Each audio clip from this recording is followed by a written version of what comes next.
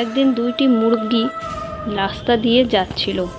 তখনই তার উপর দিয়ে এক ঈগল পাখি উড়ে গেল, আর পরে ঈগল পাখিটি ডাইনি হয়ে গেল। ডাইনি হয়ে মুরগিগুলোকে কাটার জন্য চাকু নিয়ে তাদের পিছনে দৌড়াতে দৌড়াতে যায়, আর মুরগিগুলো ভয়ে আরও জোরে দৌড়াতে লাগে, কিন্তু ডাইনির হাত থেকে বাঁচতে পারেনি। ডাইনিটি মুরগিগুলোকে খেয়ে আবার ঈগল হয়ে উড়ে যায়। কুমেদপুর নামের এক গ্রামে এক ডাইনি এসে পাড়ার লোককে ভয় দেখাতো।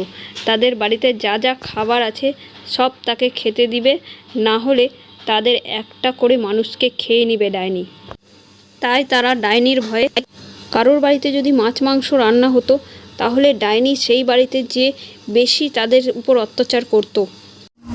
একদিন বিপ্লব অসীমের বাড়ির পিছনের রাস্তা দিয়ে সেই দিক দিয়ে যাওয়ার সময় অসীমের বউ বিকালবেলা করে ডাইনি হয়ে যায়। তখন সে তার সামনে চলে আসে। তারপর বিপ্লব কি করবে বুঝতে পারে না। তখন সে অনেক জোরে দৌড়ে বাড়ি চলে যায়।